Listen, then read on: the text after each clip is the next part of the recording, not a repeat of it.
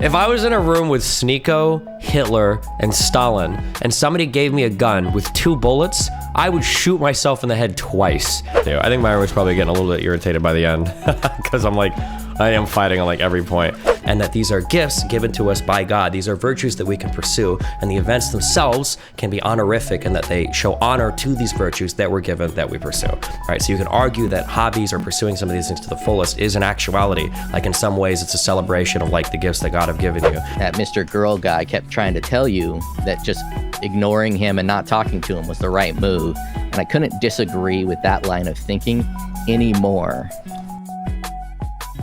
I'm just so tired. Maybe I think it's just because my battery is like drained on like so many other things going on in my life right now that like I need like a week or two to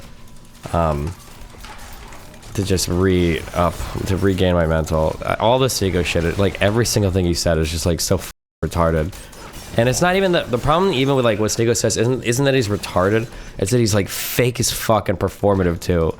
Like anybody that like, how many times do you want to keep saying like your leftist ideology? And it's like, bro, can you like take out the fucking solid state drive? Can we like turn the programming off for like 1 sentence? I feel like somebody wrote you a 24-line Python script to deliver every single piece of thing that you could possibly say in this conversation. Fresh and Fit get their shit new. Can I at least get like the race realism stuff is becoming part of their brand? Can I at least get like the Chat GPT version of Sneako instead of like the, you know, the high school's first programming project? The smugness with the yeah, I think it's that. It's the combination of like being smug and being an absolute, I don't want to say bot, maybe like TI-83 calculator, because bot implies some level of like ideological sophistication at least. Like a bot would know like more than like 3 lines.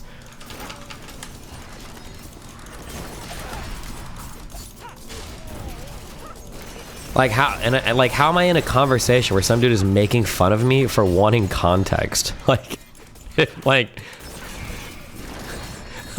when he made that context comment, dude, if I was in a room with Sneako, Hitler, and Stalin, and somebody gave me a gun with 2 bullets, I would shoot myself in the head twice. That's how retarded that statement was. I couldn't believe it. And then he was laughing about it. I'm like, wait, what the fuck?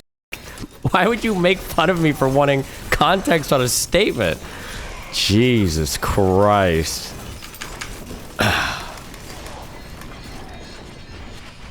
don't know, man. I just need to... It's sad knowing his videos used to be really insightful. It's so funny the girl said that in your 20s, you changed a lot. Sneako said in his 20s, he doesn't, yeah. He's a hot guy, Hassan with girls that make him dumb. Sneako called Lauren woke, far left, and called you socialist despite knowing you personally. Yeah, he's just like, it's like buzzwords, yeah. Yeah, calling Lauren, who's a literal magatard, woke. Have you lost your voice? Yeah, I'm still sick a little bit. What changed your mind on engaging with Nick? If there's like a big other platform, I mean, obviously I would do it, right? When I say like I don't want to engage with Nick, what I mean is like I don't want to go on like a small show and just like give him my whole audience. But if he's going on like other big shows, like I'd probably do that. Like if I got like, if like Stefan Molyneux wanted to debate me, I'd probably say like, bro, no, I don't think so. But if like Joe Rogan was like, we're gonna have Stefan Molyneux on, do you want to come and debate him? I'd be like, yeah, of course. But the part where he's talking about Islam and polygamy, but also said he hated relationships.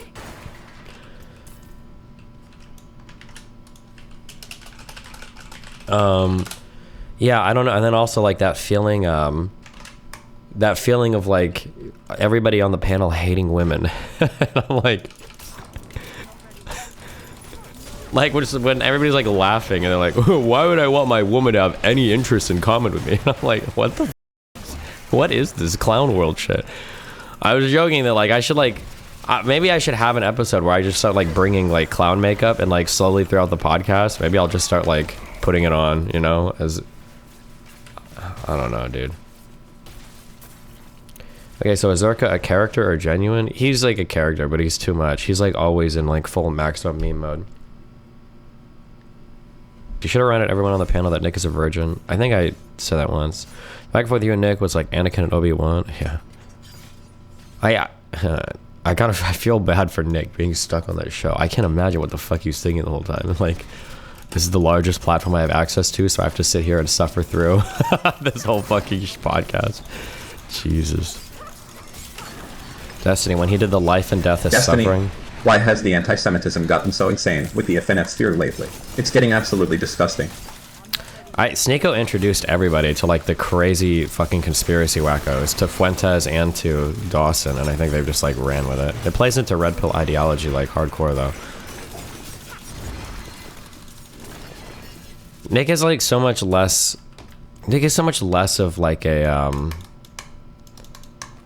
sophisticated speaker than I thought. I start to realize it more as I like his rhetorical vocabulary is very, very, very limited. I've noticed. One thing I've thought of doing, I feel like, do you think there must be like Khan Academy courses on history, right? I feel like we should just like do like, even like probably the 1900s to today would help so much.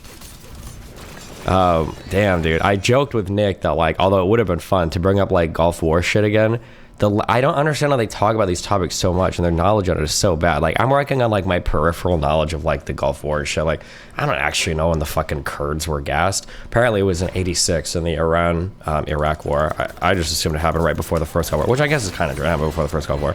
But like, there are just some basic facts where it's like, fuck, if I knew this, like, why is Israel talking about getting rid of, why does Israel not like Saddam Hussein? I actually didn't know the answer to that. But it's like, oh, during the first Gulf War, Saddam Hussein was literally firing off Scud missiles into Israel in the hopes that he could get like other Muslim majority countries to pull out of the coalition that was like coming to fuck them over for invading Kuwait. And I'm like, oh, okay, well, you know, in that case, it kind of makes sense why Israel would fucking hate Saddam Hussein. It actually is perfectly reasonable at that point. If the dude was just like shooting missiles into the country to try to get like Saudi Arabia and shit. Man, I don't know why you go on those shows when they read bad faith. You could tell they were losing arguments and they're just calling you a cuck or whatever. Maybe. I mean, like, it's okay going back and forth. I don't know. I'm probably, like I said, I probably hit my battery on that for a while. They probably hit their battery on me as well too. I think Myra was probably getting a little bit irritated by the end because I'm like, I am fighting on like every point. Again, I don't normally, when I go on those shows, I don't really go to fun every point, but I felt like every single thing I was hearing was just, every single thing was so impossibly stupid. I couldn't abide anything. There wasn't a single thing that I could like vibe off of or joke off of because everything was so ridiculously dumb. I'm like, bro, none of what we're saying right now makes sense. All of it is like, it's not even valid anymore. All of it is like internally contradictory. Yeah, I don't know, dude. Jesus. Don't they bring you on to fight? Yeah, but part of the strength I have on these shows is that it's like a good time. It's like funny when I'm there too. Like I usually vibe pretty well with everybody. I tried to get in that one thing at the end for the red pillars in chat. Like, well, you say you feel bad. Well, men feel bad. Blah blah blah. I don't even know if I fully believe that, but I needed the brownie points with you. I needed to see the rare W Cuxtony in the chat to make me feel good about myself. You know. I mean, it's kind of true, I guess. It's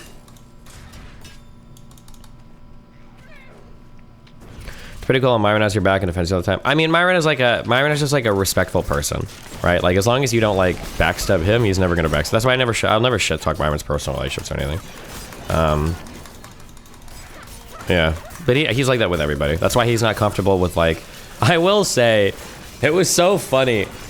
Bro, you could do like a whole stream like analyzing Sneako's reactions because like Sneako wants to agree with Zerka when Zerka is attacking Tate because Tate has abandoned the red pill, but Myron doesn't want Zerka to attack Tate because the Tates haven't been mean to Myron or Fresh and Fit, so he wants to be respectful of them. But when Zerka is attacking Tate, Sneako's kind of on board with it, but then when Zerka starts calling them goat Sneako gets super upset and says, you were Muslim 3 months ago because he's still like Muslim and Zerka hates and it's just like watching like everybody's heads like pinging back and forth. It's like, what is even happening right now?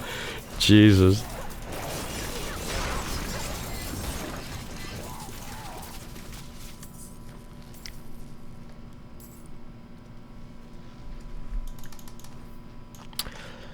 Do you feel like doing this broad conspiracy comments is a good idea? Because it feels like it's right for people like Nick to talk about the topic. I think they're probably good. If for nothing else, because usually you can brush up, especially with people like Nick, you can brush up on like basic history. There's not like, I don't think there's too much crazy shit that he brought up that was like totally outside of what's knowable. Hi, what's up? Hey, how you doing, buddy? Pretty good. How are you? Pretty good. I was wondering, in terms of rhetorical strategy, is it maybe time to like give up on hypotheticals? It feels like every time you bring one up, especially on these chaotic shows, everyone just falls apart, everyone's brain breaks. Yeah, and I the don't, dude. I conversation truly comes to a don't grinding know. halt. I don't know if I need to just like start busting out. I kind of want to just like bust out the slurs. I really just want to go fucking ape shit on like when people like it is truly the hallmark of an 85 IQ. And that's not an exaggeration. I'm an 85 IQ person to not be able to comprehend a hypothetical. When I say that like if you know doing this is like I mean imagine if somebody were to do this and like is that the same thing? And it's like no, you dumb ignorant ass motherfucking subhuman retarded low IQ sped bus riding was dropped in their head too many times as a kid fetal alcohol syndrome induced motherfucker. Like why do I don't know why people instantly say that. That's like the response to any hypothetical. Are you trying to say this is the same as that? Oh my god. I know it makes me want to smash my monitors too when I watch it too. And the frustrating thing is I sometimes watch the chat while you do these arguments and the people on the other side will also immediately like I don't even know if it's not getting it or like retreating to not getting it, right? Mm-hmm. Because I think the problem is kind of like these hypotheticals are structurally just a little bit more complex, and the structurally more complex it is, the more outs you kind of give the person to like do mental gymnastics to get out of the argument, even though they maybe know that they're wrong. Does that make sense? I don't even know. I'm not even sure sometimes if the hypothetical values are that complex. Like yeah. I think a lot of it is just like it's echo chamber stuff. Like when I brought that up. I don't think people realize how tenuous it is. Very, very, very difficult to study happiness. That's a really hard thing to measure. A lot of social psychologists talk about the difficulty of like actually measuring happiness. And these motherfuckers will say, can you study this? I don't know if I trust your research, blah, blah. And then like 5 seconds later, be like, well, since the 1970s, research on women's happiness shows very clearly that women's happiness. It's like, bro, you're in the softest part of the softest science. Like, and you're going to cite this to me like rigid fucking fact? Like, what the fuck? I just think like outwards, when making the argument, it slows down your momentum so much because nobody engages with it. I just don't know if like sometimes you get nice dunks with it, right? But I just don't know if it's worth it, or if there's like better rhetorical strategies. Maybe you need to like formulate them out more clearly or something. Because clearly, I think the reality is there's probably some scenarios. There might be just some unwinnable scenarios, and you just have to say, what is the name of that like Mia and Kali Star Wars or Star Trek test? You know what I'm talking about? I have no idea. Do you ever watch any of the movies or TV shows? Star Trek? No. There's some fucking test where like the goal is to like you're supposed to man your ship while you're getting blown up, and there's like no way to win, but you're supposed to mitigate damage as much as possible and ensure the safety of your crew or some shit. There's probably just some shows that I have to accept are like that. Like I don't know if I ever win a debate when I have like Sneako, Zerka, and Fuentes, and then Myron and Fresh aren't really against me, and then an audience is poised against me. Like that's probably never a debate you're ever winning, you know? Yeah, I don't know. I feel like in some of these you can just try to go for like the TikTok clips too, right? Like maybe. I mean, I think I might have had like a couple of those. I don't know. Because I feel like the point, like explaining the like meanings of life and shit. I don't know. When I hear people like Nick explain like, oh, the meaning is family. Who cares about gay ass hobbies? And it's like, bro, you've got like 4 or 5 men on this podcast who are only here because they're renowned for the pursuit of their careers. Like, how are you going to sit here and tell me none of you give a fuck about this? Like, you're 24, 25. You don't have a family because you're too busy pursuing what you love to do, you know? Yeah, it's I don't know. I just think strategy wise.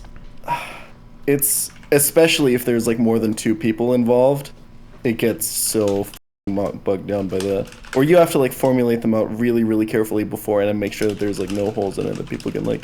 Or I think one time you did it really well with Sneako, where you made a I don't remember what this was, but you made a comparison or like a hypothetical, and then he did the like, oh, you think this is like this, and then you just immediately went in on like, oh, do you know what a comparison is? Do you know what? Yeah, it's just like is? So stupid. Fuck, I'm getting like I have to disengage from Sneako too because I'm just getting more and more triggered by him. Like he actually like his whole lifestyle and everything, especially like as his smugness increases while his confidence decreases, and then he imitates any man in the room. I don't know if you've noticed this, but what was that? There's a name. You watched House, right? You must have. You're my community, right? Do you remember the person with the disease where they imitate whoever's in the room with them? Oh yeah, Sneako does that with any other man in the room. Yeah. I don't know if you noticed that. Yeah, hardcore. He did it with Tate. Initially, he did it with Patrice O'Neal. He did it with Tate. Now he does it with like Zerka and stuff. And to have like that level of self-assuredness and confidence when it's wholly unwarranted, and then it's also irritating because like I'm actually so glad that Lauren did this, even though I told her to chill.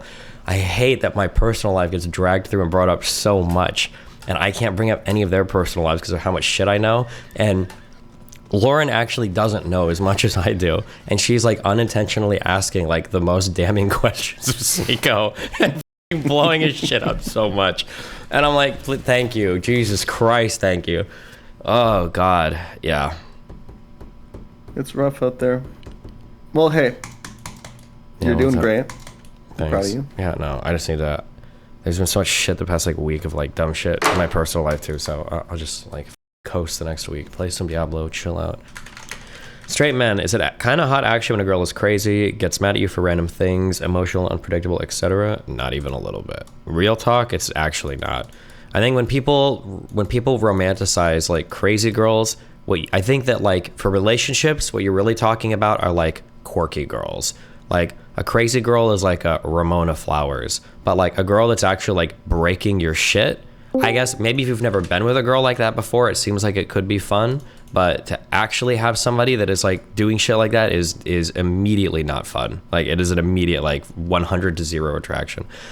Oh God, that was another thing that was it Zerka that brought it up, and everybody's like, I didn't even fight on this because I was so exhausted from all the dumb shit being said.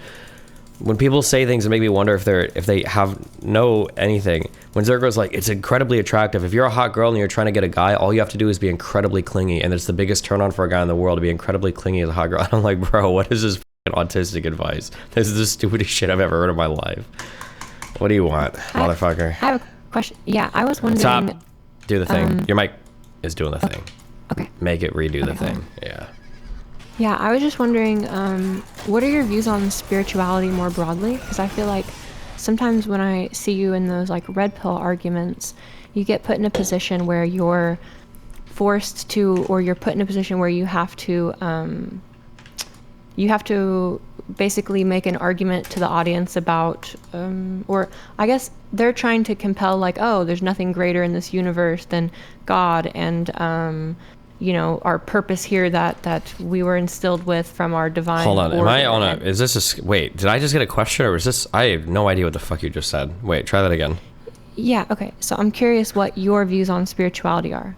Like, do you view there as like a transcendent experience? Do you have transcendent experiences? Do you get transcendent experiences No, from I'm anything that hardcore aren't atheist. Psychoactive?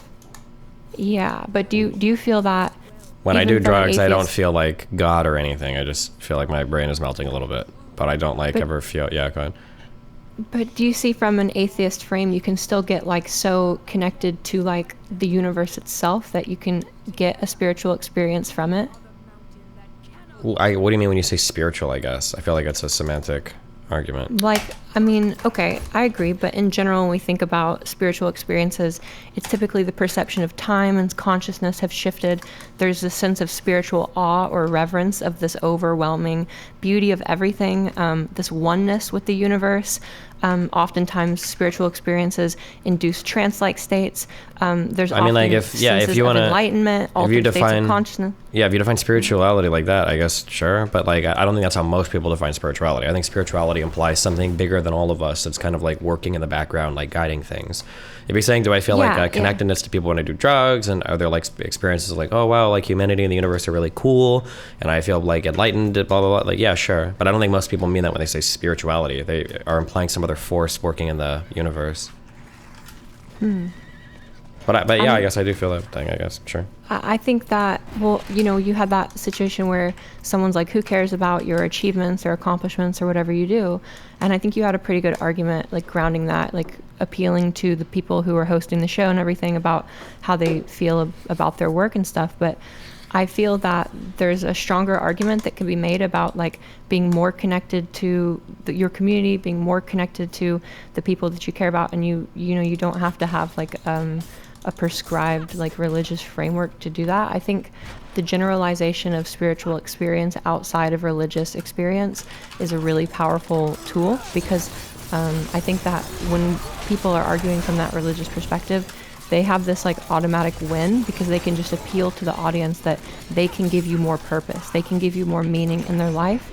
And I think that there's better arguments or more compelling ways to take the meaning which you really clearly showed by like appealing to Myron and so forth, and like how they feel about their show, but then being able to extend that a lot further, to a more like transcendent state, which is ultimately what I think most people experience. Yeah, I mean, you religion, could, but spiritual like the process reality is, from. I don't think most people would think about this shit. I don't think Nick has ever thought about this shit. Like, if I had a one-on-one conversation with somebody that wasn't gonna try to like snarkily cut me off with his virgin mouth like the entire time, probably the strongest argument that I would make to a religious person to appeal to that is we would try to analyze like what is the teleology of things like sports or hobbies, and how do these things comport to like human function, right? The reality is there are probably some forms of hobbies that we can pursue, like athletics or like music, where we've been given gifts by God, and you have the opportunity to explore those gifts to the fullest, that there is an idea of like a perfect flautist, or there is an idea of like a perfect football player, that we can take part in these events. So the purpose of these events is to celebrate like the virtues that some humans have. The virtues could be hard work, it could be teamwork, it could be athleticism, it could be physical prowess, and that these are gifts given to us by God. These are virtues that we can pursue, and the events themselves can be honorific, and that they show honor to these virtues that we're given, that we pursue, right? So you can argue that hobbies or pursuing some of these things to the fullest is in actuality, like in some ways, it's a celebration of like the gifts that God have given you, and et cetera, et cetera. Like if you want to do that, you can, but there's no way I'm even going to begin to lay out that argument on that god-awful podcast. Yeah. Also, your mic is about to do the thing again. All right, I'm gonna hop out here. I gotta work. Take care. I was just wondering about that. Okay. All right. Thanks. Yeah, no problem. Be careful. Okay, you had that conversation with those religious people. Well, not religious. Those anti or pro-choice people. True. And whenever I talk to pro-choice people, it seems like they're only pro-choice because they're religious. They You have mean to be pro-life, pro-choice. right? Yeah, sorry, I'm saying the wrong word here. You're good. Pro-life. I think they only are pro-life because they're religious. So they're automatically pro-life, so they have to justify them being pro-life because the religion says they have to be pro-life. Have you ever met an atheist that is pro-life or a religious person that is pro-choice? I mean, not generally. These are pretty grouped together. I used to be a pro-life atheist, I guess, but generally speaking, no, these like kind of run together, right? But weren't you, you said you were pro-life atheist, but weren't you religious, and then you learned and you became not religious, and then you continue to learn, and then you became pro-choice? Yeah, but my pro-life arguments were very much not religious arguments. It was just like defining the start of like a human. But in general, what you're saying is right. Yeah. I was just asking you because you have a much larger sample size of people you can talk to than myself, and I've never come across anyone who is pro-life and atheist, or atheist and pro-choice. Maybe. It's probably going to depend on the strength of their religious convictions too, because there's a lot of like quote-unquote Christians that like aren't super practicing that would probably be more likely to be pro-choice, right? Yeah. Okay, last time we talked... Well, first off, I want to say congratulations on the kit contract. That's awesome.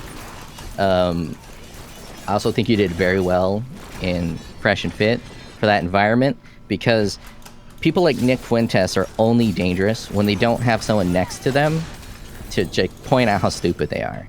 For the first debate or the second debate? Both, actually. The second one was out of control because of Zerka, but even so, like... just pointing out that Nick Fuentes is basically saying nothing, or he's saying like a 90% truth and then tacking on a 10% bullshit at the end. Sure. I think the first one was like 50-50, but I think the issue is that because the subject matter is like pretty important, 50-50 doesn't feel very satisfying. The second one I think went better, but we didn't really debate much serious stuff because it was like the relationship podcast. Yeah. But even so, people like Nick Fuentes are only dangerous when they're siloed into their own little community. And even so, the people that are in that community typically have no power. Most of the world is governed by a very small percentage of people. True. We know what kind of people too, right? That is not what I'm saying, but I think most humans on this planet are just here to live their life the best they can until they die and not actually make an impact on the world. The people that make impact on the world are very few and far between, and for Nick Fuentes to be someone to make a large impact on the world is pretty rare, and I think the only way that would ever happen is if he was banned from all platforms and was able to build a massive following underground and just silo himself off from all criticism because no one's willing to talk to him. And I don't think that relegating him to the dark zone is a good idea. And that Mr. Girl guy kept trying to tell you that just ignoring him and not talking to him was the right move. And I couldn't disagree with that line of thinking any more aggressively. So I appreciate the fact that you're willing to go on there and have these people attempt to ridicule you, which might work for some like less intelligent people. They think that you're taking an L when really it just makes them look stupid to people with a little bit more world experience. Mm-hmm.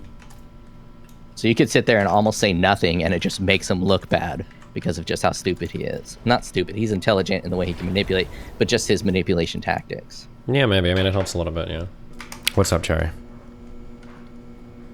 Not much, just wanted to catch up, see what you're doing, what you're up to. You look grumpy today.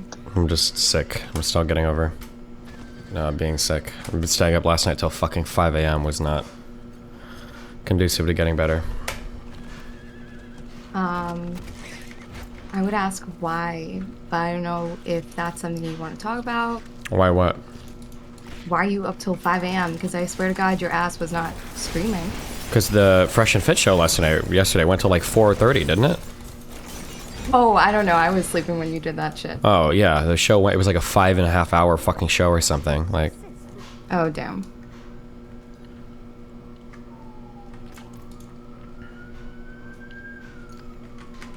Okay, well, what else is going on? Because that's apparently your last one of the red pill thing. But I super liked the debate that you did on the Whatever podcast. I don't know if that's still considered red pill podcast. oh, the abortion shit? Yeah, I thought that was a good debate. Really? Yeah, Just I because think it was we should- entertaining, or? Yeah, entertaining. It was Okay. entertaining. Gotcha. That's fair. I know you said you put abortion debates on par with the vegan debates, Yeah. but that was nothing like a fucking vegan debate. I shut off those debates. Like, I tune out as soon as what is that? The one guy who comes in? Oh, vegan games? Yeah, as soon as you guys talk, I want to go. This was actually interesting. Maybe it's because I'm a woman, so the abortion thing is more of an interesting topic than Yeah. fucking veganism. Based? Is there a way to make vegan debates that interesting? No, because it all roots back into like what types of experiences do you think animals have, and then their side saying like, but it must be similar to humans. They look like us when they make expressions with their eyes, and we've got similar brains. And then me going, oh well, their cognitive capacity is still unimaginably lower than ours, so it seems like there's something fundamentally different than animals versus humans. And then it's like, well, if you're talking about their cognitive capacity, what about retarded humans? Can't we kill them? And it's like, I don't know, maybe if they're ultra super retarded, if they're like hydrocephalus, maybe. And it's just like, it's all like a funnel of like dumb arguments. Yeah, it's not that they're dumb, it's that like all of it is like essentially unfalsifiable. Like talking about the experiences of animals is like, you can't, there's no way to, so there's like the arguments aren't as interesting, I don't think. I feel like most of the time that I hear, well, these are normal vegans, so I don't know about the ones that you talk to. But they usually accept like, oh, meat alternatives, they aren't like mass produced yet, it's not really affordable yet, so they don't have that expectation on everyone. But for the abortion debate, I feel like the discussion of like cost never comes up. If you ban all abortions, there's going to be like over 500,000 kids born every year. And this is coming from the side that doesn't even like funding social programs and foster care and shit like that. Like, what are they gonna do if there's 1 million more babies in one fucking year? Yep, but regardless of what the answer to that is, I don't think we would use that one way or another to justify killing or not killing babies, right? I mean, sometimes I think about people who owe me money and I do go to murder. I think it comes into people's mind. I don't think it comes into people's minds as a serious argument. Okay, Generally. maybe not everyone. Yeah. Speaking of money, how much do you get from Kick now? They pay me $3 million a month as long as I stream 4 hours and I have at least one session where I speak positively about train wrecks. So I'm on course to make $36 million this year. and I'll do my positive train wrecks rant in a couple of days, I think. Yeah. And earlier, I think you had someone mention the issue of like asking for money, or family asking for money and not knowing how to shut them down. That's something that you had to deal with like a while ago. Is any of that re-emerging right now since? Oh, for me, no, but I have no contract. problem cutting off and not talking to any of my family ever. So that's an easy thing for me. But other people don't have the same feelings towards it, so it's probably harder for them. Gotcha. How's wait, are you still pregnant? Yeah. How's pregnancy Yeah, I'm life? gonna be pregnant for a while. Well, yeah, I mean, you don't know that, hopefully, but sorry, that was dark. I'm True. sorry. How's how's that going? Pretty good. I keep craving food that I'm allergic to. I'm really into hot pickles right now, so pissing off my husband with that one. Why? He doesn't like the smell of when I heat up pickles. Oh, yeah, that's pretty gross. I guess that's fair. How far along are you? I am 8 weeks. Cool, thanks. Do you know, are you gonna try to find out before birth if it's a boy or girl or anything? Yeah, and if it has Down syndrome, Jesus. I'm gonna find out everything. Do you have a particular gender that you're wishing for? Yes, I'm hoping for a boy. Why is that? Honestly, so I could be the only woman in the house for a while. I feel like having a daughter, I think I would be too weak. I think I would give in to everything that she wants. But for a boy, you'd just be a huge fucking asshole the entire time because you hate men. Exactly.